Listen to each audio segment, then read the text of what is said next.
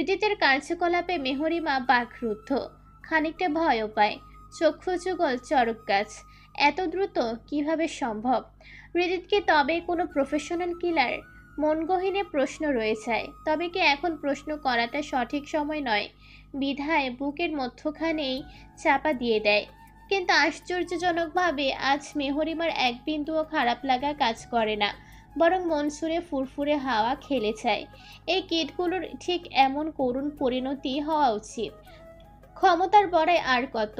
হৃদিত উঠে দাঁড়ায়। ঘটনাস্থলে আগমন ঘটে তাইফ আবিরের। তাইফের হাতে ছোট্ট কুড়ালটা নজর কাড়ছে। আবির নিঃশব্দে হৃদিতের দিকে পানির বোতল এগিয়ে দেয়। কেউ কোনো শব্দ করে না, কেবলমাত্র হৃদিতের চোখে দৃষ্টি রাখে।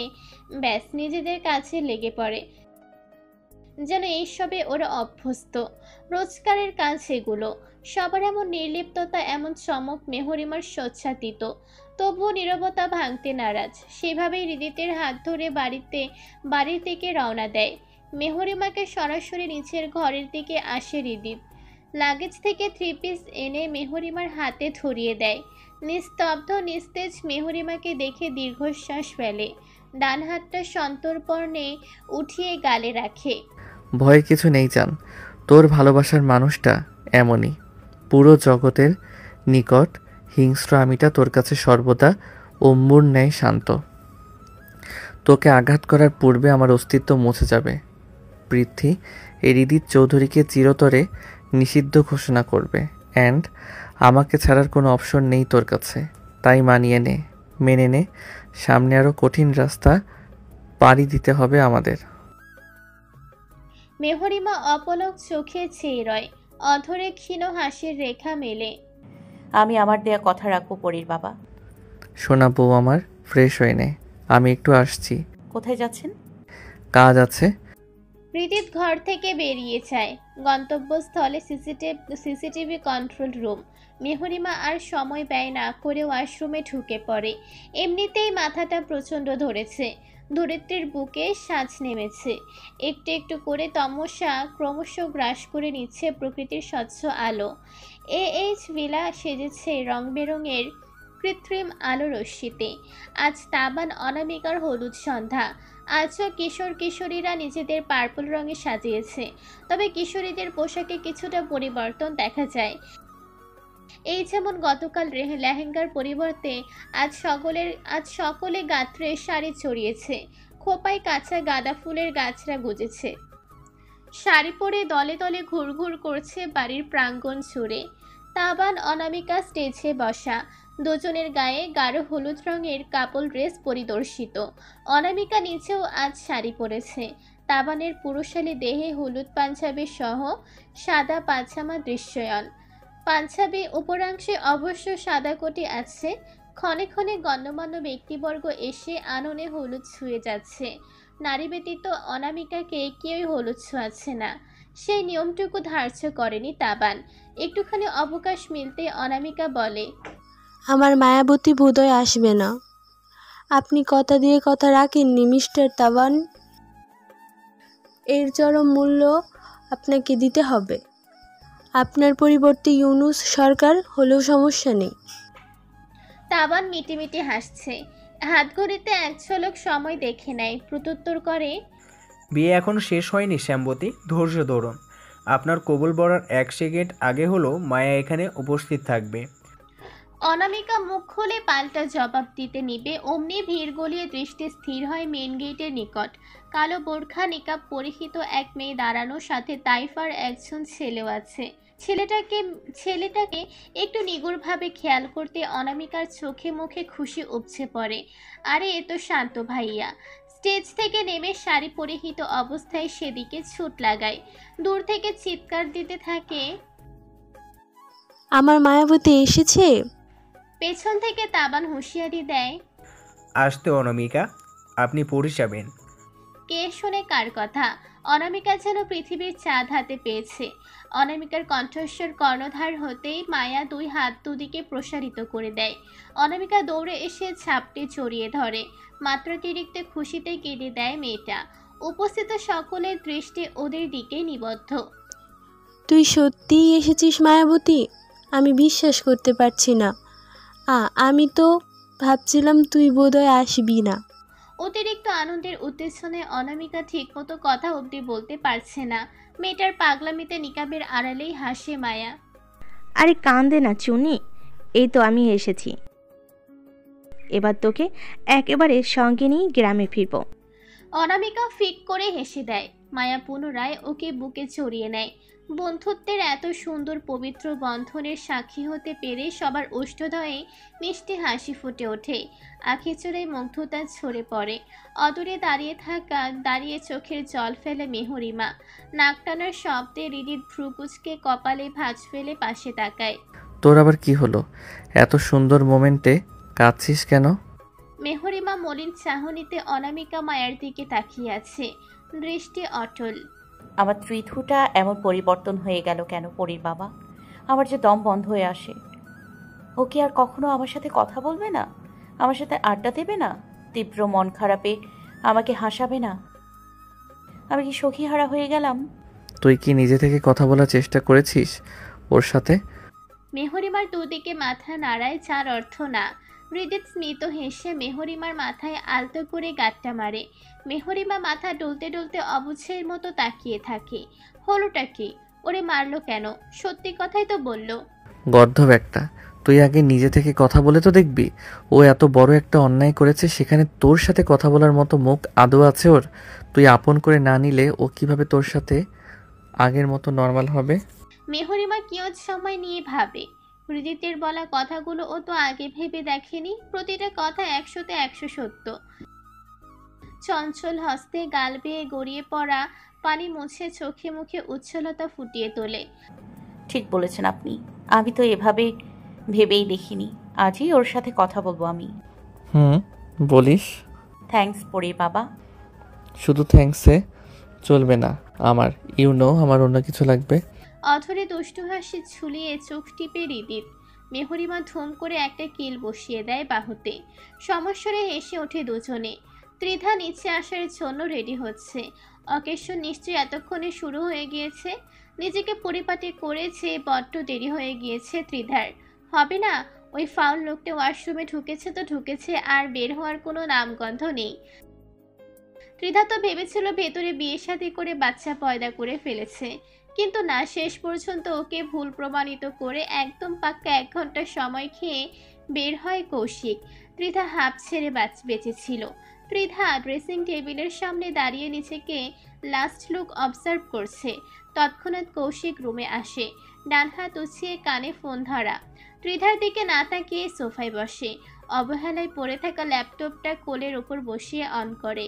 মুখমণ্ডল সবসময়ের মতো শানিত, দৃষ্টি তীক্ষ্ণ। ত্রিধা সেদিকে একবার আর চোখে তাকিয়ে বাইরের উদ্দেশ্যে পা বাড়াতে শুনতে পায় কৌশিকের বজ্র গম্ভীর পুরুষালী আওয়াজ। আমার এগেনস্টে কি প্ল্যান করছো বেবি গার্ল? ত্রিধার পাঁচরা আপনা আপনি থেমে যায়, ঘাড় বাঁকিয়ে চায়। তবে কি কৌশিক কোনো কিছুর আভাস পেয়েছে? বুক জুড়ে ভয়রা দলা পাকিয়ে আছে, কিন্তু ত্রিধার তো ভয় পেলে চলবে না। এর শেষে যে দেখতেই হবে। একটা মানুষ আর কত নিচে নামতে পারে ত্রিধার স্বচক্ষে দেখতে চায়। সাহস সঞ্চয় করে। ভয় পাচ্ছেন বুঝি? তোমার এই জীর্ণশূন্য করাই সংকীর্ণ মস্তিষ্ক ডেলি মাইন্ড নিয়ে আমার সাথে লড়তে চাও মেয়ে? তুমি এত বোকা কেন ডার্লিং? বোকা মায়াবিনী। মাঝে মধ্যে কৌশিকের এমন অদ্ভুত সম্ভাষণে ত্রিধা চমকায় থমকায়। মানুষটা একটু কেমন যেন। ত্রিধা ঠিক বুঝে উঠতে পারে না। পর মুহূর্তে এইসব উদ্ভট কল্পনা জল্পনা মাথা থেকে ঝেড়ে ফেলে। হতে পারে চ্যালেঞ্জ জিততে ত্রিধাকে নিজের ভালোবাসার জালে ফাঁসানোর পরিকল্পনা এইগুলো। বিবাহ বন্ধন হয় পবিত্র, অথচ ওদের ক্ষেত্রে সম্পূর্ণ ভিন্ন। পাপার একরাশ ঘৃণা কেবল শব্দে ছুড়ে। ত্রিধা কারো অর্ধাঙ্গিনী নয়, ও শুধুমাত্র একটা দাবার গুটি, যাকে কৌশিক তালুকদার জিতেছে নিজ স্বার্থে। এইসব দিকে মন দিলে একদমই চলবে না ত্রিধার। মনে মনে আওড়ায় কৌশিক তালুকদার কেবলমাত্র শুধুমাত্র নিকৃষ্ট এক জীব, যার মন নেই, কোনো দয়ামায়া নেই। নিজেকে ধাতস্থ করে ত্রিধা। আপনার সাথে লড়তে চাই না আমি। সেই মন মানসিকতাটুকু আমার অবশিষ্ট নেই। তবে আপনি আরেকটু নিচে নামলে আমিও নিজেকে সেইভাবেই প্রস্তুত করতে বাধ্য হব কৌশিক তালুকদার। কথাগুলো বলে উত্তরের অপেক্ষা না করে ঘর থেকে বের হয়ে যায় মেয়েটা। কৌশিক সেই সব শুনেও শুনল না, নিজের কাছেই ব্যস্ত। ত্বরান্বিত হস্ত যুগ্ম কিবোর্ডে চলমান, কিন্তু অথরের এক কোণে ঠিকই বাঁকা হাসি খেলে যায়। আকাশ বাতাস ফুরে তীব্র শব্দ প্রবাহিত, ঝড়ের গতিতে ধাবিত হচ্ছে হোয়াইট ব্ল্যাক কম্বিনেশন ডিজাইনের বাইক। রাস্তায় ধুলোবালি ছাই উড়ে ঘূর্ণির মতো পাক খেয়ে তৈরি করেছে ধোঁয়াশা পরিবেশ। তুমুল শব্দ কর্ণকুহরে ভাসমান হতেই এইচ ভিলে উপস্থিত সকলে শব্দের উৎসের দিকে দৃষ্টিপাত করে। কয়েক মিনিটের ব্যবধানে সবার অপেক্ষার অবসান ঘটিয়ে এইচ ভিলার মেইন গেটের সম্মুখে একটি বাইক এসে থামে, যারা চারপাশ ঘিরে অস্পষ্টতা। সময় নিয়ে চোখের সামনে সবটা পরিষ্কার হয়। বাইক থেকে নেমে দাঁড়ায় চোখ ধাঁধানো এক অপ্সরা কিশোরী। পটু হাতে হেলমেট সরাতে চক্ষুগোচর হয় ডার্ক ব্রাউন কালারের সিল্কি একগুচ্ছ শিরজ, যা প্রায় কোমর ছুঁই ছুঁই। চোখ দুটো ডার্ক হাজেলে রঙের, বড়ই বিরল এই চোখ। গায়ের রং অত্যধিক সাদা, যার দরুন একভাবে বেশিক্ষণ তাকিয়ে থাকা দেয়। শরীরের সাথে ব্ল্যাক লেডিস প্যান্ট এবং white ladies soft T shirt জড়ানো। ইতিমধ্যে উপস্থিত প্রত্যেকের চক্ষুজোড়া বৃহত্তর রূপ ধারণ করেছে, ভ্রুযুগল কুঁচকেছে। প্রথমত রূপে মুগ্ধ, দ্বিতীয়ত সবার মনে হাজারো প্রশ্নের সমাহার। কে এই নারী? এখানে কেন? দেখেই বোঝা যাচ্ছে ফরেনার, কিন্তু এখানে কিভাবে? হৃদিতির অধর পল্লবে রহস্যময় বক্রহাসি ল্যাপটানো, দৃষ্টিতে দৃষ্টি রেখে কিশোরীয় অল্প হাসে, যার অর্থ পুরোটাই দুর্বোধ্য। আপনি থামাবেন না হৃদিতকে? ও কি করতে চলেছে আপনার ধারণা আছে? মরণ খেলায় মেতেছে। কৌশিককে চেনেন তো আপনি? আবারও নিরপরাধ মানুষের লাশ পড়বে। দেশের এই পরিস্থিতিতে কেউ কিছুই করতে পারবে না। ক্ষমতা নিজেদের, ঠিকই বুদ্ধি করে সবটা কাটিয়ে দেবে। ওই ছোট্ট মেহু এতটা সহ্য করতে পারবে না। মেয়েটার কথা ভেবে হলেও হৃদিতকে বোঝান। দৃষ্টি অদূরে দাঁড়ানো হৃদিতের দিকে অটল রেখে এই কথাগুলো বলে আরিশা। কণ্ঠধ্বনি খানিকটা ভয়ার্থ শোনায়। আয়াস কিঞ্চিত হাসে। আমি নিজে আহামরি নিষ্পাপ নই যে অন্যকে তার কাঁধে বাধা দেব।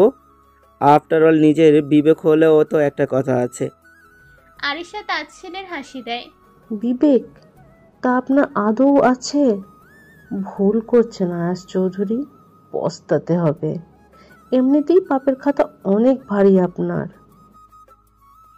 আয়াস এবার ওষ্ঠজোড়া প্রসারিত করে হাসে, কোণে উঠে আরিশার কাঁধে রাখে। বেশি ভারী হলে না হয় 50-50 শেয়ার করে নেব, চলবে না? 5 মাস আগে গায়েব হওয়া তোমার একমাত্র কাজিনের কথা মনে পড়ে। কি যেন নামটাও? ও হ্যাঁ, নির্বাণ তালুকদার। আরিশা ভ্রু কুঁচকে ফেলে।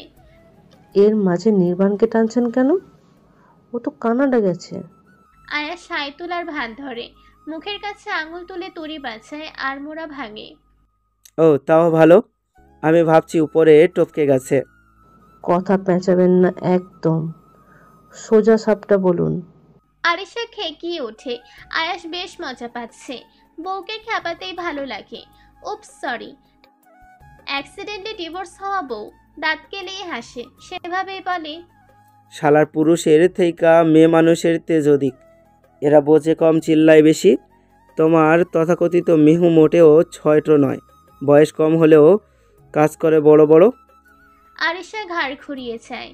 আপনি অনেক পরিবর্তন হয়ে গেছেন। বাবাকে হারাতেই কি এই পরিবর্তন? কথাবার্তার এই ধরন কেন? আগেও এমন ছিলাম, তবে এই সুন্দর চেহারার ন্যায় ভাষাসহ সবটাই মার্জিত রেখেছিলাম। কিন্তু তোমার এই এক ধাপ বেশি বোঝা বাপসাপ সবটাই খুলেই দিল। এখন যা হবে খোল্লা হবে, আর ঢাকাঢাকির মাঝে নেই। আরিশা বিরক্তিতে চোখ মুখ কুঁচকে ফেলে। এই মানুষটার এতটা পরিবর্তন হজম করতে ব্যর্থ।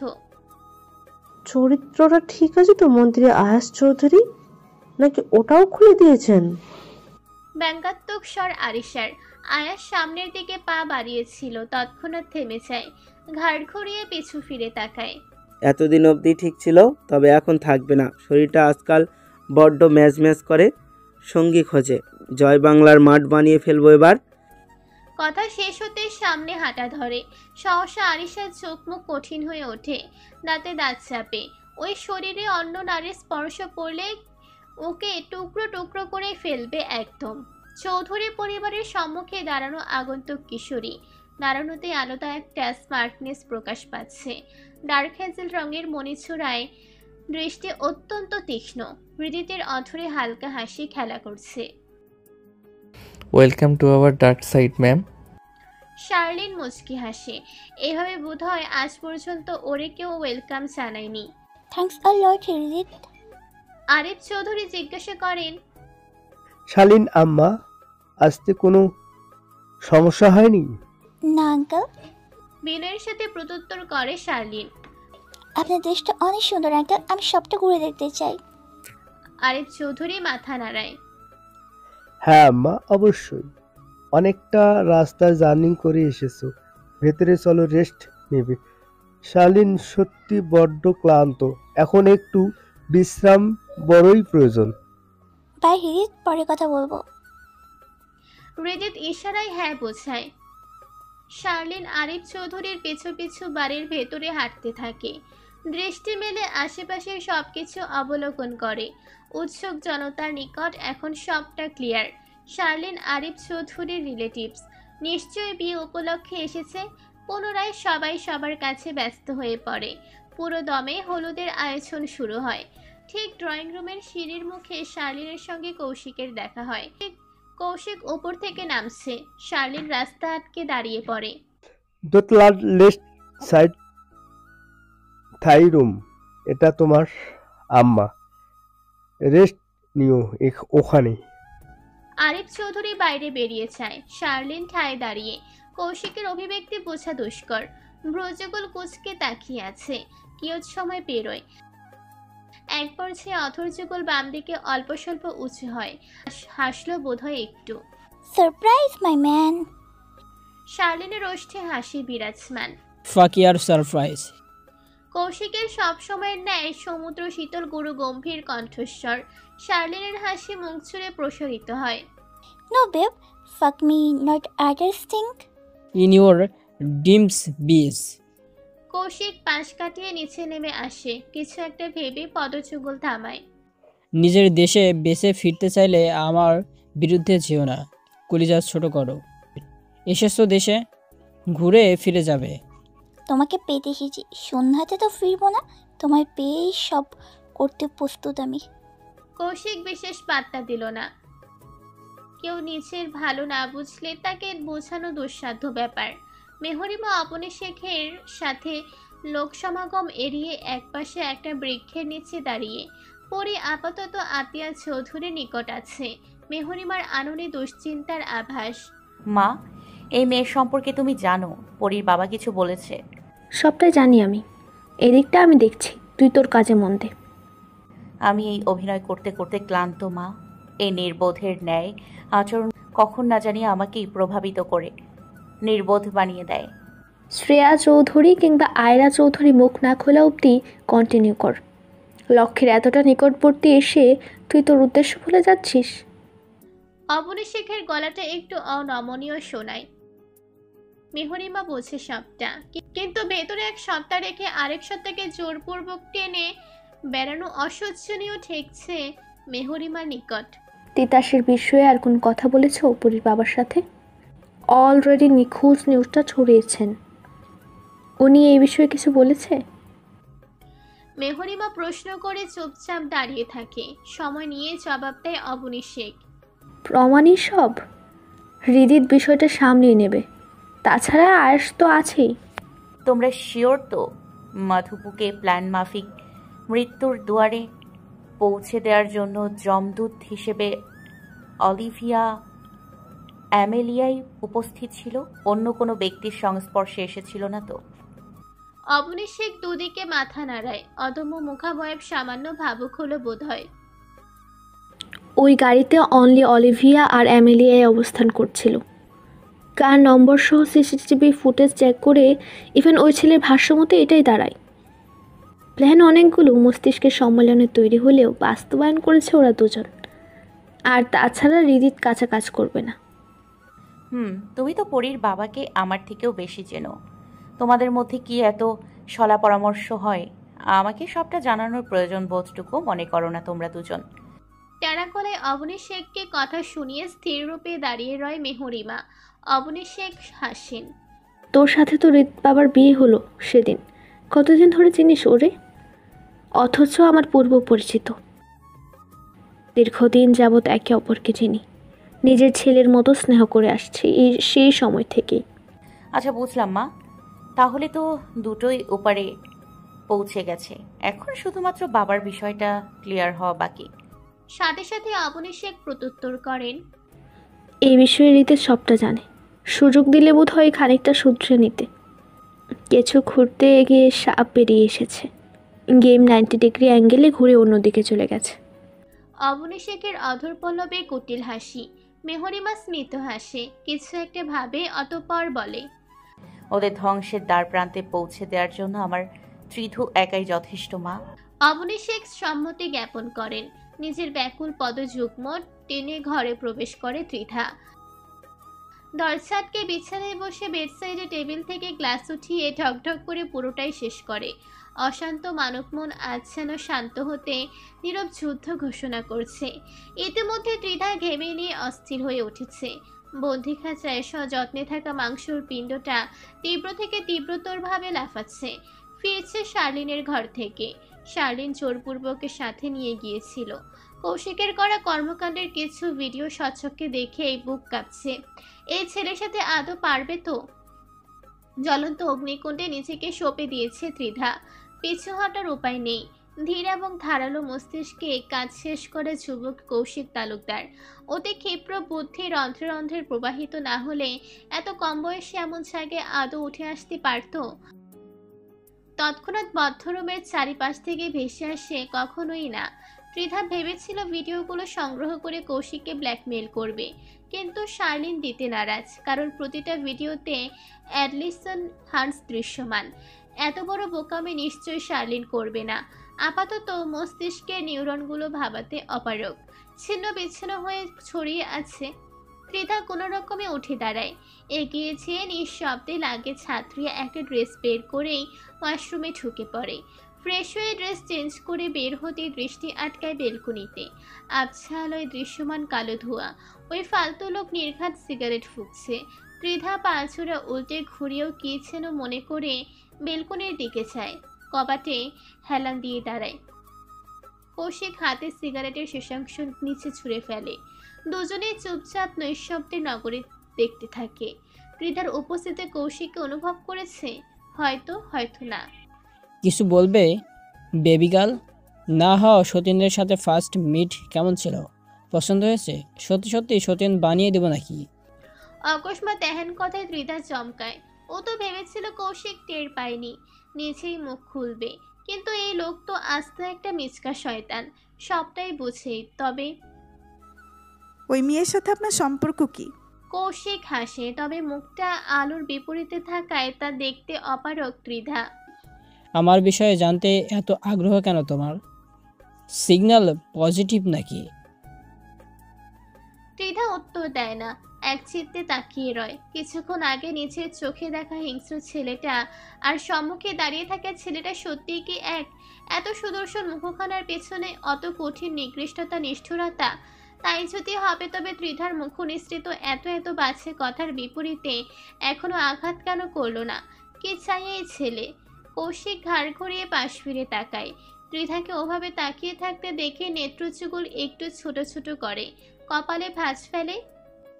Don't be upset with me darling.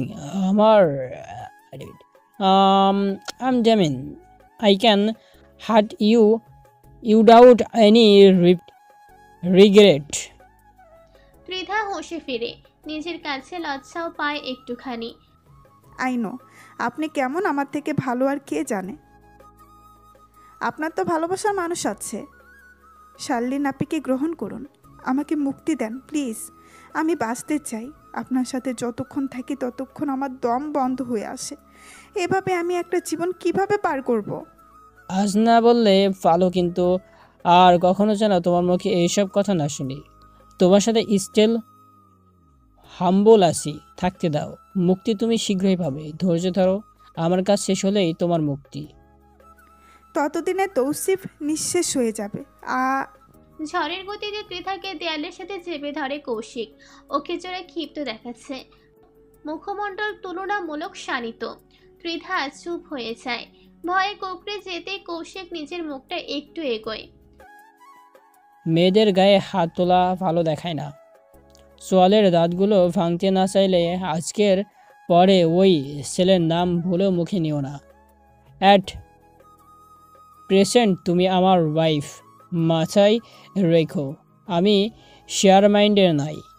তোমার মুক্তির পর ওই ছেলের সাথে শুয়ে থাকলেও আমার যায় আসে না, কিন্তু এখন ওর নাম মুখে নিবে না, দ্যাটস ইট। ঘৃণায় মুখটা ঘুরিয়ে নেয় ত্রিধা। ব্যথায় ছটফটিয়ে ওঠে। কৌশিক ছেড়ে দেয়। ত্রিধার রক্তলাল হওয়া হাত দুটোর দিকে এক ঝলক তাকিয়ে সরে আসে। বেড সাইডের টেবিলে থেকে ওয়ালেট আর সিগারেটের প্যাকেট উঠিয়ে একেবারে ঘর থেকে বেরিয়ে যায়। ত্রিধা ফুপিয়ে কেঁদে দেয়। এ জীবন ক্রমশ দুর্বিষহ ঠেকছে। বেঁচে থাকাটাই কষ্টসাধ্য হয়ে দাঁড়িয়েছে। মেহরিমা পরীকে ঘুম পাড়িয়ে বসে আছে। আখে চূড়ায় অপেক্ষার তারকা নিভু নিভু চলছে। ঋদিত এখনো ঘরে ফেরেনি। দেওয়াল ঘড়িতে একবার সময় দেখে নেয়। রাত 2:05। মেহরিমার মনটা খুব কু ডাকছে। বিয়েটা পার করে গ্রামে ফিরতে পারলেই বাঁচে মেহরিমা। কংক্রিটের এই শহরের বাতাসের আনাচে কানাচে বিষাক্ততা ছড়িয়ে ছিটিয়ে রয়েছে। শ্বাসরুদ্ধকর পরিবেশ। প্রতি শ্বাসে অক্সিজেনের পরিবর্তে যেন বিষ প্রবেশ করে। শ্বাসনালী জ্বালিয়ে পুড়িয়ে ছাড়খাড় করে দেয়। ফোনটা হাতে তুলে নেয়। কল লিস্টের টপে থাকা নম্বরে কল লাগায়। না, প্রতিবারের মতো এবারও ফোনটা বন্ধ দেখাচ্ছে। মেহরিমার ধৈর্যের পারদ ক্রমশ কমছে। নয়নছোড়ায় পানে উকিঝুঁকি দিচ্ছে। কোটর ভেদ করে গড়িয়ে পড়তে সময় নিবে না। অন্যদিন কোথাও গেলে বলে যায় মানুষটা, কিন্তু আজ একটা শব্দ বলে বের হয়নি। আর বেশিক্ষণ অপেক্ষা করা ঠিক হবে না। মেহরিমা আয়েশার নম্বরে কল দেয়। সঙ্গে সঙ্গে ওপাশ থেকে রিসিভ হয়। আসসালামু আলাইকুম ভাইয়া। পরীর বাবা কোথায় জানেন আপনি? গত 1 ঘন্টা ধরে ক্রমাগত কল দিয়ে যাচ্ছে, অথচ ফোনটা সুইচ অফ দেখাচ্ছে। আমার প্রচণ্ড টেনশন হচ্ছে ভাইয়া। ওয়ালাইকুম আসসালাম। আচ্ছা, টেনশন নিও না তুমি, আমি দেখছি। আজ আমাকেও বলে যায়নি হৃদি, তবে সম্ভবত জওয়ানের সাথে মিট করতে গেছে। জবাবে মেহরিমা কিছু বলার জন্য মুখ খুলতেই দরজা খোলার শব্দে সেদিকে তাকায়। ক্ষতবিক্ষত অবস্থায় হৃদিতকে ঘরে প্রবেশ করতে দেখে দ্রুত কল কেটে পড়ে কি মরে দৌড়ে যায়। শীতল এবং পানিতে পরিপূর্ণ চোখ দুটো পুরো শরীরে ঢেউ খেলে যায়। ডান হাতের কবজিতে কোপের দাগ, মাংস কেটে গিয়েছে। শার্ট ছিঁড়ে ছুঁয়ে ছুঁয়ে রক্ত পড়ছে। কপালের একাংশে নাইফের আঁচড়ের দাগ স্পষ্ট। রক্ত জমে নীল হয়ে ফুলে আছে। শরীরে জড়ানো হোয়াইট শার্টটা রক্তে স্নানিত। জায়গায় জায়গায় ছিঁড়ে গিয়েছে। অনেকগুলো মানুষের সাথে ধস্তাধস্তির ফলস্বরূপ এমনটা হয়ে থাকে। দৃষ্টি অনড় রেখে মেহরিমা শোধায়, এসব কিভাবে হলো আপনার? আপনি ঠিক আছেন? কোথায় গিয়েছিলেন আপনি? ক্রন্দন মিশ্রিত স্বর মেয়েটার। হৃদিত এক পলক কম্পিত বদনে দৃষ্টি রাখে। কাঁদে না জান, আমি ঠিক আছি। টি শার্ট আর 3/4 প্যান্ট বের করে দে, আমি শাওয়ার নেব, বাকিটা পরে বলছি। মেহরিমা বিলম্ব করে না। বাধ্য মেয়ের মতো দ্রুত হস্তে সবটা করে। হৃদিত ওয়াশরুমে ঢুকে পড়ে। শাওয়ার নিয়ে বের হতেই দেখে আয়াস উপস্থিত রুমে। বিছানায় বসা মেহরিমার অস্তিত্ব রুম ছুড়ে কোথাও নেই। বাইরে গেছে হয়তো। হৃদিতের পায়ে অনেকখানি আঘাত লেগেছে। ফর্সা চামড়ায় নাইফের আঁচড়ের দাগ চলচল করছে।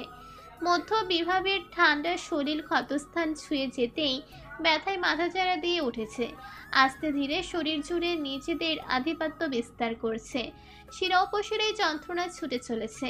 হৃদিত আপাতত কথা বলার অবস্থাতে নেই, কিন্তু ধৈর্য ধরে ব্যান্ডেজটা করতেই হবে, না হলে এই যন্ত্রণা থেকে নিস্তার মিলবে না। অসাড় হয়ে আসে শরীর টেনে খাটে যেয়ে বসে। জওয়ানের কাছে গিয়েছিলিস? প্রশ্নের বিপরীতে মাথা নাড়ায় হৃদিত। ছোট্ট করে বলে, ভাইয়া, ড্রয়ারে ফার্স্ট এইড বক্স আছে। অর্ধবলিতে আওড়ানো কথাটা সহজেই বুঝে ফেলে আয়াস। উঠে যেয়ে বক্স নিয়ে আসে। বুক ছুঁড়ে রক্তক্ষরণ হচ্ছে। হৃদিতের এই অবস্থা ঠিক সহ্য করতে পারছে না, মূলত মেনে নিতে পারছে না। একমাত্র কলিজার টুকরো আদরের ভাইয়ের দিকে কোনো জানোয়ার হাত বাড়িয়েছে। এত বড় বুকের পাটাকার। তার জীবনের শেষ সময় ঘনিয়ে এসেছে। মাথাসহ মাটিতে গেড়ে দেবে একদম। বুকে আকাশ সম তীব্র যাতনা লুকিয়ে দাঁতে দাঁত চেপে আলতো হাতে ড্রেসিং করতে থাকে। ভাইয়ের মুখের দিকে তাকিয়ে শত যন্ত্রণার মাঝেও ক্ষীণ হাসে হৃদিত। এই মানুষটা ওকে একটু বেশি ভালোবাসে। নিচের শরীরে সহস্র আঘাত সয়েও হৃদিতের শরীরে এক বিন্দু আঘাত সহ্য করতে পারে না। সে ছোট থেকে এতটা গভীর ভালোবাসে আগলিয়ে বড় করেছে হৃদিতকে। কেন বা কারা আঘাত করেছে জানিস? কারোর মুখ দেখেছিস? না, হয়তো সন্ত্রাসবাদ, কিন্তু আমার দিকে হাত বাড়ানোর মতো এত বড় কলিজা ওদের কই থেকে আসবে? সত্যি সন্ত্রাসী হামলা, নাকি সন্ত্রাসী রূপে অন্য কারো গ্যাং হামলা করেছে? ঘরেই তো শত্রু আনাগোনা। আগামীকালের মাঝেই সবটা বের হয়ে যাবে, তুমি চিন্তা করো না। আমাকে আঘাত করে ছাড় পাবে নাকি? আমার রাজ্যে এসে আমাকেই আক্রমণ। আমার বুকের উপর পাড়া দিয়ে যাবে কত দূর। বালের সবগুলোকে কেটে টুকরো টুকরো করে কুকুর দিয়ে খাওয়াবো। বাস্টার্ড। দুজনের কথার মাঝে মেহরিমার আগমন ঘটে রুমে, হাতে খাবারের ট্রে। আয়াস আরো কিছু বলতো, কিন্তু কমপ্লিট সহ ব্যান্ডেজ করে দিয়ে বিদায় নিয়ে চলে যায়। আয়াস যেতে মেহরিমা খাবার হাতে হৃদিতের দিকে অগ্রসর হয়। এখন না খেলে হয় না এনাবেলা, অত্যন্ত খারাপ লাগছে, একটু ঘুমের প্রয়োজন। মেহরিমার মনটা হু হু করে কেঁদে ওঠে। মাত্র 2টো লোকমা খান, সাথে পেইন কিলার খেয়ে ঘুমিয়ে পড়ুন, ব্যথা একটু হলেও কমবে।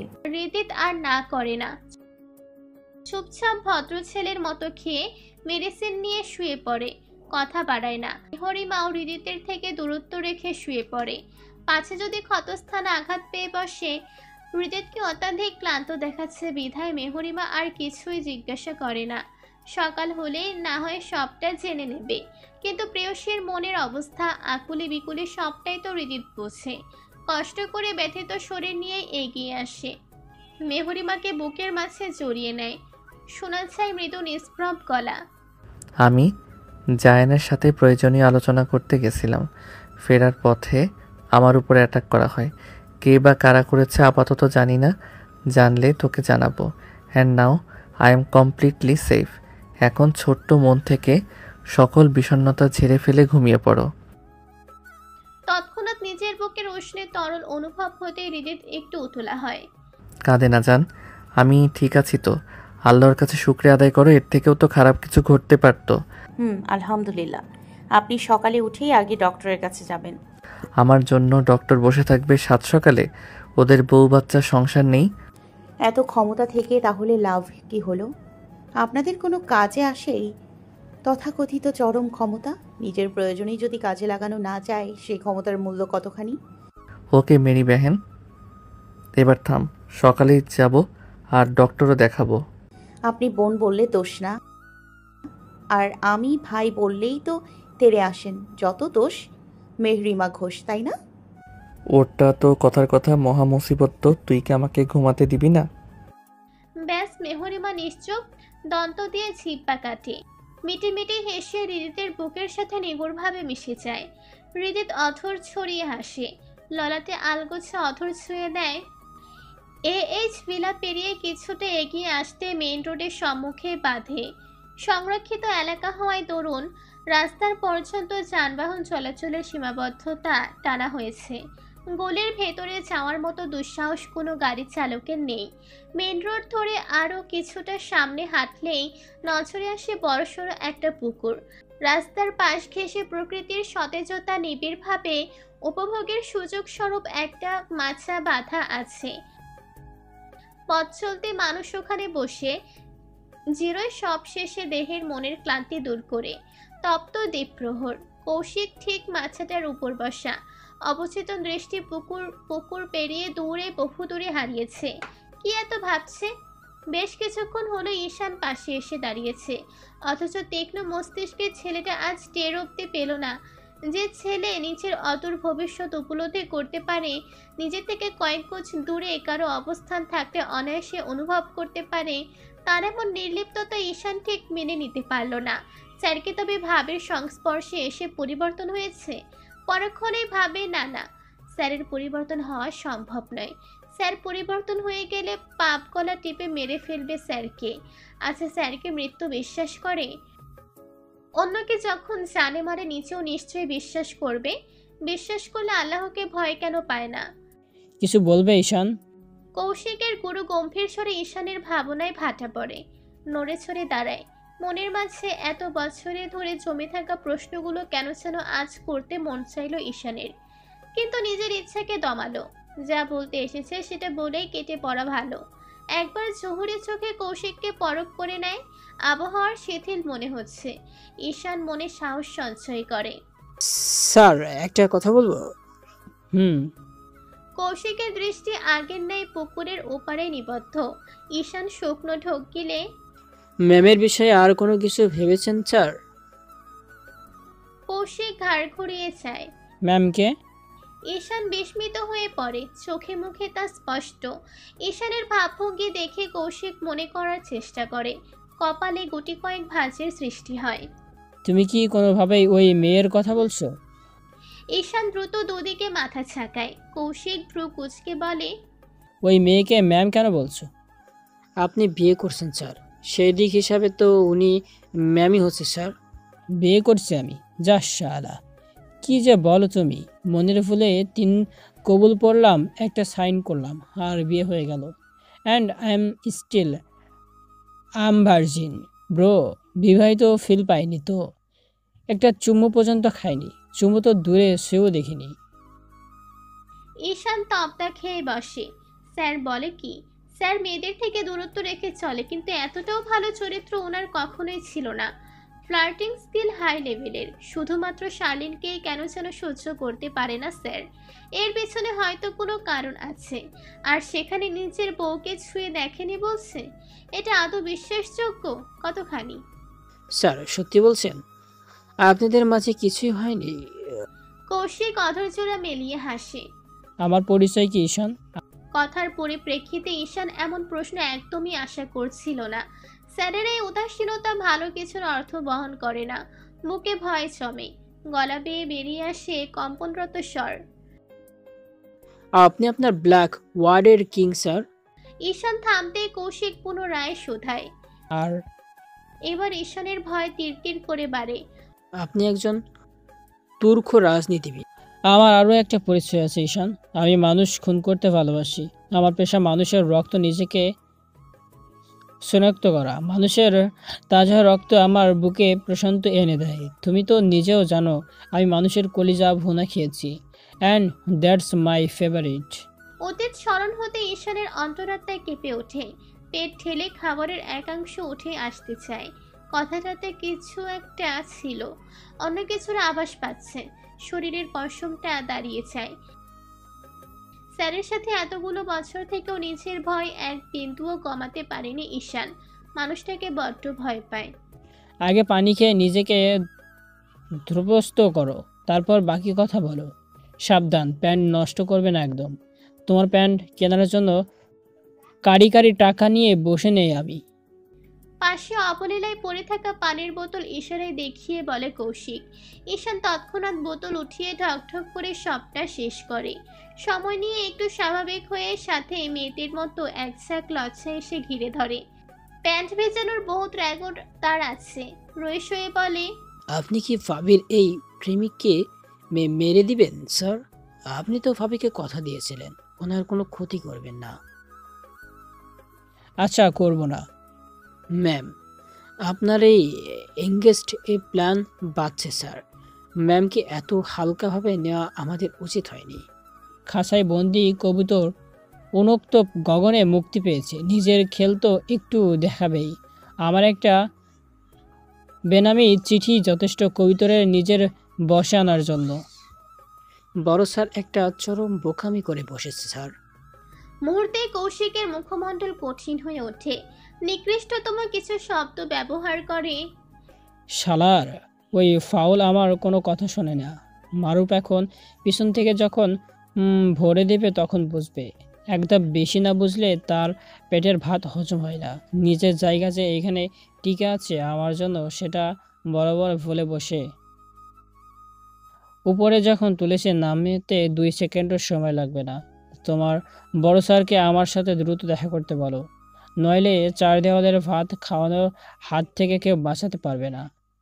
এত জঘন্য ভাষাতেও ঈশান বিন্দুমাত্র বিব্রত বোধ করে না। সে এসবের বহু বছর ধরে অভ্যস্ত। দ্রুত কয়েকবার ব্যাধের ন্যায় মাথা নাড়িয়ে কেটে পড়ে। বড় স্যারকে জরুরি তলব করতে হবে। দিনের শেষ প্রহর, গোধূলি লগ্নে ঠিক আগের সময়টুকুতে দিবসের অবস্থানে সূর্যের তীব্রতর তাপমাত্রা ধীরে ধীরে মিয়ে শীতল রূপে এসেছে। কিছুক্ষণ আগে তাপান অনামিকার বিয়ে পড়ানো সম্পূর্ণ হয়েছে।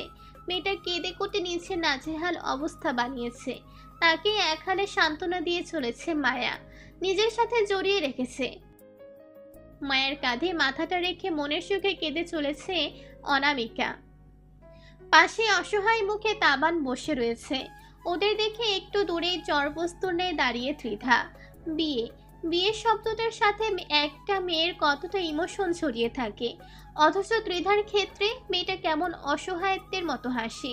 কেউ নেই আশেপাশে, কেউ নেই, থেকেও নেই এই জগৎ সংসারে। সে একা, বড় একা। স্টেজ বরাবর একটু দূরে একটা গাছের নিচে তৌসিফ দাঁড়ানো, দৃষ্টি নিবষ্ট নিচের না হওয়া প্রিয়তমার দিকে। আচ্ছা, মেয়েটা তাকে ঠকিয়ে অন্য কাউকে ভালোবাসার মতো পৃথিবীর নিকৃষ্ট কাজটা করেছে, অন্য কাউকে ভালোবেসেছে। কথাটা ভাবতে বুকের যন্ত্রণায় পিষ্ট হয়। পৃথিবীতে বেঁচে থাকা কঠিন হয়ে পড়ে। এত যাতনার পরেও জবান কেন তৌসিফের সাথে বিশ্বাসঘাতকতা করে বসলো? মেয়েটাকে একটা বদদোয়া অব্দি কেন দিতে পারলো না? তৌসিফের তাচ্ছিল্যের হাসি দেয়। দিন শেষে নিচের বলতে কিছুই রইল না। তৌসিফের দুই পাশে তাইফ আর আবির এসে দাঁড়ায়। আবির হেসে বলে, ভালোবাসা হারিয়ে নিঃসবাই, রিভেঞ্জ নিতে বিয়েতে আসা নাকি? তৌসিফ পাশ ফিরে যায়। পরক্ষণেই দৃষ্টি মেলে ত্রিধার দিকে, কিছু একটা ভাবে। রিভেঞ্জ শব্দটা আমার সাথে যায় না ভাই। তার জীবনে যত ছেলে আসবে তাদের সবার মাঝে সে শুধুমাত্র এই আমিটাকে খুঁজবে। এর থেকে বড় রিভেঞ্জ আর কি হতে পারে? হেসে দেয় আবির। চোখের পর্দায় ভাসমান হয় অলিভিয়ার বদন। কর্ণকুহরে প্রবেশ করে সেই সুমিষ্ট কণ্ঠস্বর। আহা জীবন, জীবন সুন্দর, খুব সুন্দর।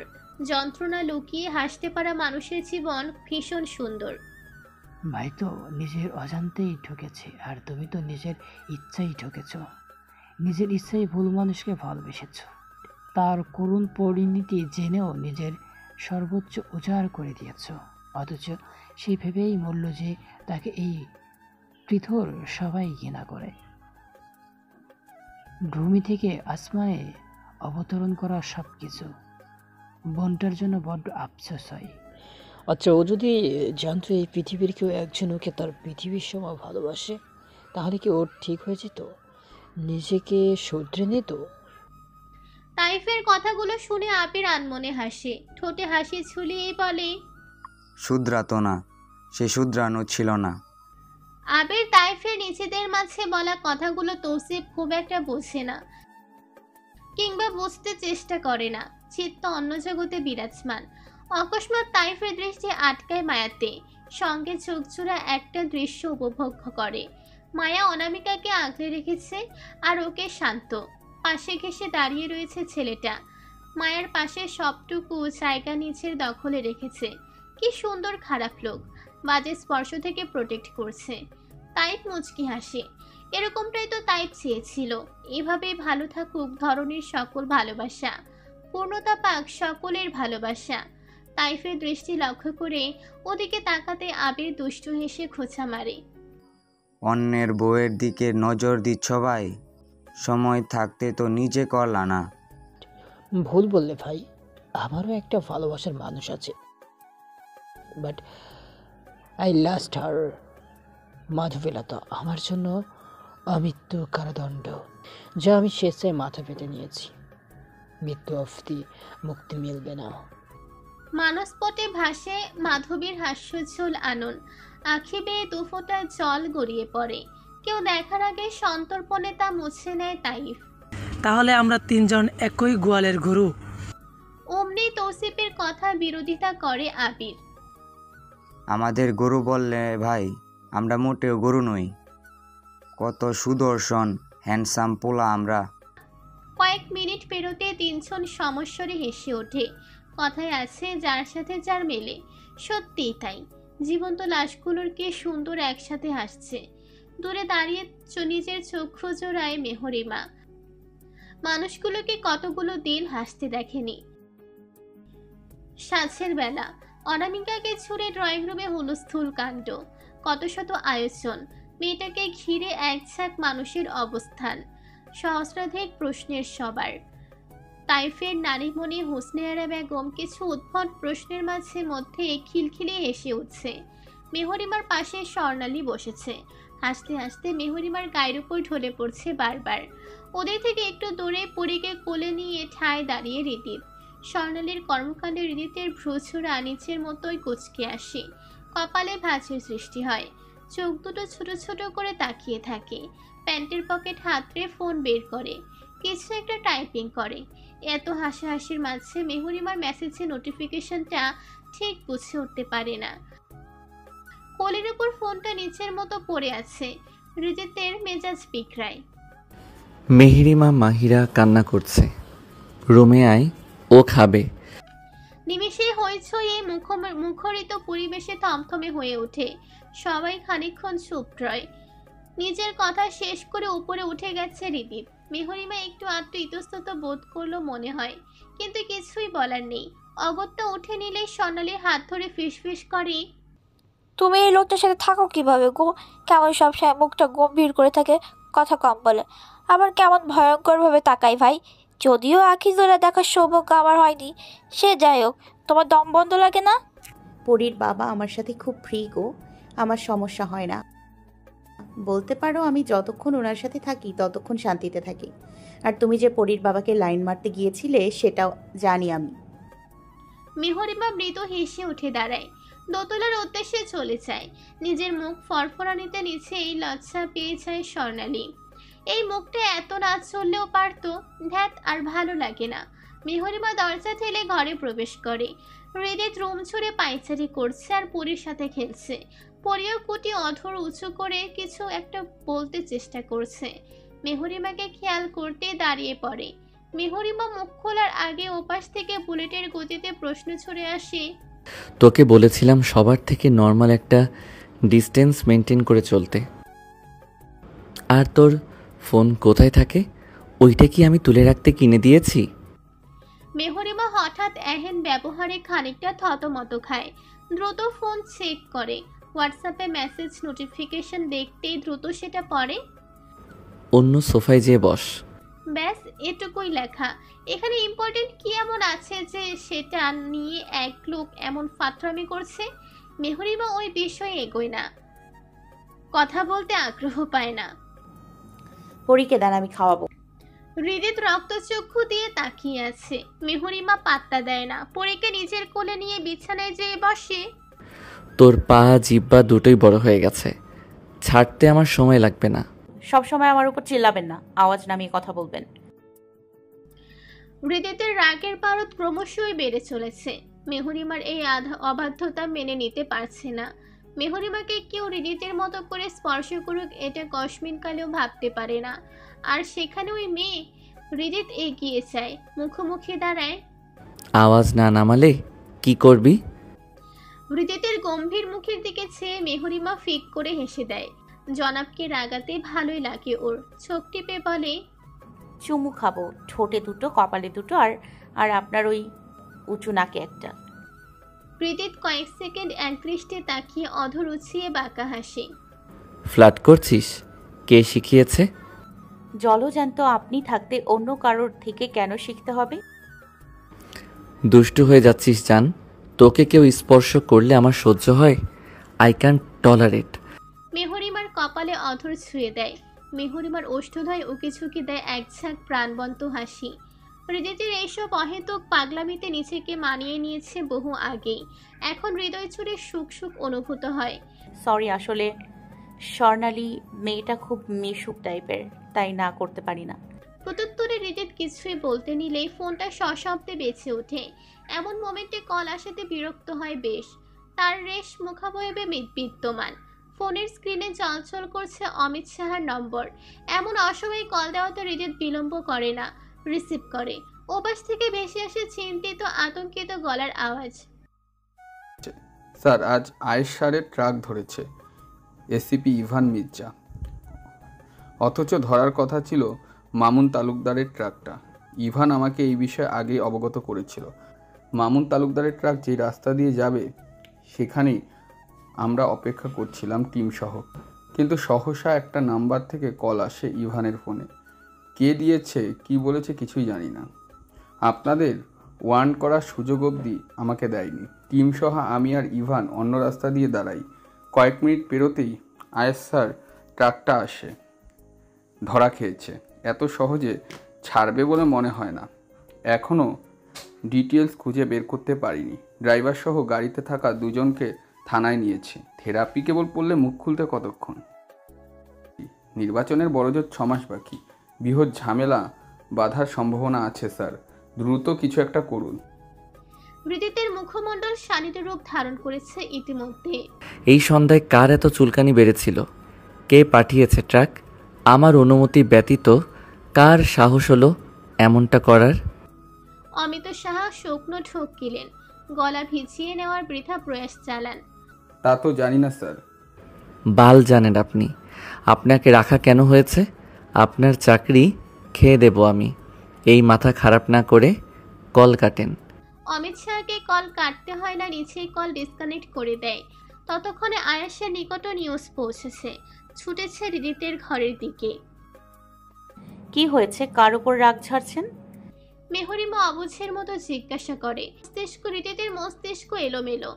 এ যেন তীরে এসে তরি ডোবার মতো। তৎক্ষণাৎ দরজার নখের শব্দে মেহরিমা ঠিকঠাক হয়ে বসে। হৃদিত বুঝতে পারে কার আগমন ঘটেছে। ভেতরে এসো ভাইয়া। শুনেছিস কিছু? আমি ট্রাক পাঠাইনি, বাবাও এই বিষয়ে অজ্ঞ। হৃদিতের ভ্রুযুগল কুঁচকে যায়। ঘটনা পানির মতো স্বচ্ছ এখন। রাগে হিতাহিত জ্ঞান হারিয়ে বসে। হাতে থাকা ফোনটা ফ্লোরে আছাড় মেরে 4 খণ্ড করে। দিবানের সম্মুখে রাউন্ড টেবিলে থাকা ফ্লাওয়ার বেস ছুঁড়ে মারে দেয়ালে। মুহূর্তে ছনছন শব্দ তুলে শত শত খণ্ডে ফ্লোরে ছড়িয়ে পড়ে তা। আয়াস হৃদিতকে জোরপূর্বক থামিয়ে সোফায় বসায়। হঠাৎ হৃদিতের এমন কর্মকাণ্ডে মেহরিমা হতবাক। পরে ঘুমের মধ্যে বার কয়েক কেঁপে কেঁপে উঠেছে। মেহরিমা বুকের মাঝে জড়িয়ে নেয়। ওই বাস্টার্ডকে আমি নিজের হাতে খুন করব ভাইয়া। শালা, এতদিন সুযোগ দিয়েছিলাম, কিন্তু ওরা জাতেন না। শ্রেয়া চৌধুরীকে জবাই করব আগে। আমাকে থামাবে না এবার? আমার পায়ে শেকল পরাতে চাই? পুঁতে রেখে দেব। হৃদিত গড়ছে ওঠে। কপালে ও হাতে টান অনুভব হয়। হয় সাদা ব্যান্ডেজ মুহূর্তে রক্তরাঙা হয়ে যায়। আয়াস শান্ত মস্তিষ্কের মানুষ। নীরবতা বজায় রেখে সবসময় সবটা হ্যান্ডেল করে থাকে। হৃদিতের মতো হট টেম্পার ও কখনোই ছিল না। মাথা ঠান্ডা কর, তুই অসুস্থ, হাইপার হস না। শুধু ওরা করলেও চেষ্টা আমরাই করব। আপাতত ভাবতে দে আমাকে। এক ঝলক মেহরিমার হতভম্ব বদনে দৃষ্টি রেখে একটু চাপা স্বরে বলে, সামনে মেহু উপস্থিত, ভুলে যাস না। হৃদিত তৎক্ষণাৎ চোখ তুলে চায়। হিংস্রতা খানিকটা মিয়ে আসে। অদূরে বসা মেহরিমার দিকে নিঃসহায় চোখে চেয়েই থাকে কেবল।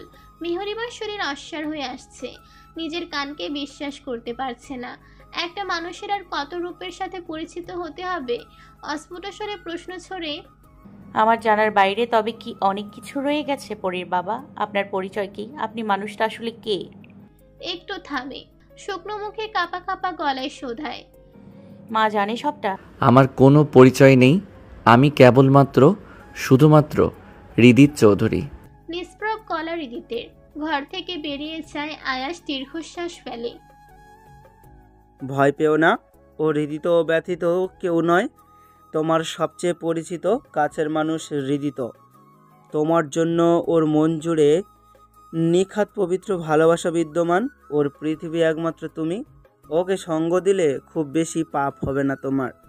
ওর পাপ নেই, থাকলেও যা যৎসামান্য ভালোবাসায় আবার এই সবার স্থান আছে নাকি? ভালোবাসা তো শুধুই ভালোবাসা। ভালোবেসে পাপিষ্ট হওয়াতেও সুখ নিবষ্ট। সংসার চাও না তুমি? মনোযোগ দিয়ে সংসার করো। আশেপাশে ধ্যান দেওয়ার প্রয়োজন নেই। এটা সান্ত্বনা ছিল নাকি হুমকি ধামকি ছিল মেহরিমা বুঝতে অপারগ। আয়াসও ধীরে ধীরে ঘর ছাড়ে। পড়ে রয় মেহরিমা, বুকে পড়ে ঘুমিয়ে। ভাগ্যের ওপর আজ যেন খুব হাসি পাচ্ছে মেহরিমার। তবে কি আজ নিজের জন্মদাত্রী মা জেনে বুঝে কিংবা তার অশান্তি জ্বলন্ত অগ্নিকুণ্ডে নিক্ষেপ করেছে মেহরিমাকে? নিকোষ অমানিসায় মোড়ানো রাত্রি। এইচ ভিলার অভ্যন্তরে খুশির আমেজ বিরাজমান, অথচ তার রেশ কবাট পেরোতে নিঃশেষ হয়েছে। মিলিয়েছে প্রকৃতির নিগড় গম্ভীরতায়। মরিচবাতির অস্পষ্ট ঝলমলে আলো প্রাঙ্গণ মাতিয়ে রেখেছে। নৃত্য করছে অশরীরী গুলো। ঘড়ির কাঁটায় ঘুরে ঘুরে নিচের অবস্থান বেড়েছে ঠিক 11টার ঘরে। এইচ ভিলার শুনশান আঙ্গিনায় পাশাপাশি দাঁড়ানো অবনী শেখ এবং রিদীপ। তমিশ্র গলিয়ে দূর হতে ভাসমান হচ্ছে কুকুরের ক্ষুধার্ত আর্তনাদ। সামনে দেশে বিদেশে ফুলের সমাহারে তৈরি বাগান। দুজনে দৃষ্টি নিবদ্ধ আর্ধ শুকনো একটা কালো গোলাপি। তুমি বলেছিলে রাজনীতিতে নেই, তুমি ডাবের ছাত্রলীগ সভাপতি পদ থেকে পদত্যাগ করেছো। অবনী শেখের কথায় হৃদিত ক্ষীণ হাসি। আপনার শর্ত সাপেক্ষে ঢাবির বাইরে প্রথম কদম রেখেছিলাম পদত্যাগ করেই, কিন্তু রাজনীতি ওটা তো রক্তে মিশে আছে, রক্তের ন্যায় চলমান প্রতিটা শিরা উপশিরায়। তাহলে এতগুলো দিন মিথ্যার শরণাপন্ন হওয়ার কারণ? আপনার মেয়েকে নিজের করে পাওয়া। এই যে এখন সবটা জানলাম, চাইলে এখনও তো আমার মেয়েকে তোমার থেকে কেড়ে নিতে পারি। এমনটা আপনি কখনোই করবেন না। আপনার নিজের স্বার্থ আছে কি না? আফটার অল দুজনের উদ্দেশ্যই এক। অবনী শেখ মুচকি হাসেন। ঠিক এই জন্যই উনি হৃদিতকে পছন্দ করেন। মুখের উপর কথা বলার সাহস কজন রাখে। তা আছে বই কি। তাহলে চৌধুরীদের কালোবাজারি ব্যবসার প্রসার প্রতিনিয়ত তোমার হাত ধরেই ঘটছে। মন্ত্রী সহ একজন এমপি নিজের রাজ্যে টিকে থাকা, এতটা খ্যাতি সবটার পিছনে তবে তুমিই আছো। আমার আগেই বোঝা উচিত ছিল, এত কম সময়ে এতটা উন্নতির শিখরে ওঠা ওদের দুজনের পক্ষে সম্ভব ছিল না। মেইন পয়েন্ট হয়তো মিস করে গেছিলাম আমি। হৃদিত কিছু বলে না, ঘাড় ঘুরিয়ে পাশে ফিরে তাকায়। কয়েক মিনিট অতিবাহিত হয়। আমায় বিশ্বাস করেন মা? বিশ্বাস আছে বলেই নিজের জান সমতুল্য মেয়েকে ওই নরকে সঁপে দিয়েছি। তোমার কাজ নিয়ে আমার কোনো মাথা ব্যথা নেই, কিন্তু তোমার প্রফেশনের জন্য আমার মেয়ের গায়ে একটা আঁচড় লাগলে আমার হাতের দ্বিতীয় খুনটা তুমিই হবে। Mind it. হৃদিতে পর্ছায় অধর মেলিয়ে হাসে। যথা আজ্ঞা শাশুমা। রাজনীতি নামক পচা ডুবায় নিজেকে ডুবালে সে কখনোই বিশুদ্ধতম পুরুষ হতে পারে না। শুধুমাত্র চরিত্র নয়, অন্যদিকেও প্রযোজ্য এটি। তবে তোমার ক্ষেত্রে বিষয়টা একটু ডিফারেন্ট। সাইকোপ্যাথ তুমি, তোমার উপর বিশ্বাস রাখা যায়। কিন্তু আমার মেয়ে সবটা জানলে পাপকে সঙ্গ দেবে কি না আমার ধারণার ঊর্ধ্বে। আমি এমন শিক্ষা আমার মেয়েকে দিইনি। তবে রাখুন বিশ্বাস এই অধমের উপর। আমার চরিত্র নিয়ে আঙুল তোলার সাহস জগতের কারোর নেই। আপনার মেয়ে আমার জীবনের প্রথম নারী, প্রথম স্পর্শ। এটা আমি জানি, আপনি জানেন, পুরো পৃথিবী জানে।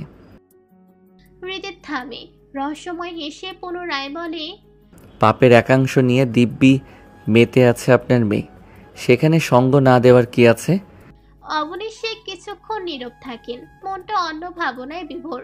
ঠান্ডা বাতাসের ঝাপটা এসে অদমনীয় কায়া ছুঁয়ে দিতেই খানিকটা কেঁপে ওঠেন। শেষটা সুন্দর হবে না রিধিত। না পাওয়ার আক্ষেপে সবাই জ্বলে পুড়ে ছারকার হবে। এমনটা হওয়ার আগে আমার মেয়েকে মুক্তি দিও তুমি। হৃদিত ঠায় দাঁড়িয়ে রয়, জবাব দেয় না। বুক চিরে বেরিয়ে আসে দীর্ঘশ্বাস। দৃষ্টি স্থির রাখে সুবিশাল অম্বরে। মনের এক কোণে গলিয়ে প্রশ্ন জাগে, সত্যি কি তবে তাই হবে? ত্রিধা বিছানায় উপর হয়ে শোয়া, বালিশের একপাশে চেপে গুনগুনিয়ে কাঁদছে মেয়েটা। গায়ের কাপড় এলোমেলো ক্রন্দনের করুণ সুরে জেগে উঠেছে তরুর উচ্চ ডালে বসা বাঁধা বিহঙ্গগুলো। ঘরে প্রবেশ করে কৌশিক প্রথমে শ্রবণেন্দ্রিয়ে ঝংকার তোলে হৃদয়স্পর্শী রোদন সুর। নজর আটকে অগোছালো ত্রিধার গাত্রে। কোমরের আলগা ফর্সা চামড়ায় দৃষ্টি থমকেছে। অদ্ভুত শিহরণ খেলে যায় শরীর জুড়ে। মিনিট পেরোতে চোখ ফিরিয়ে নেয়, ফিরে চায় নিচের পরিচিত রূপে। কাঁদছে কেন বেবি গার্ল?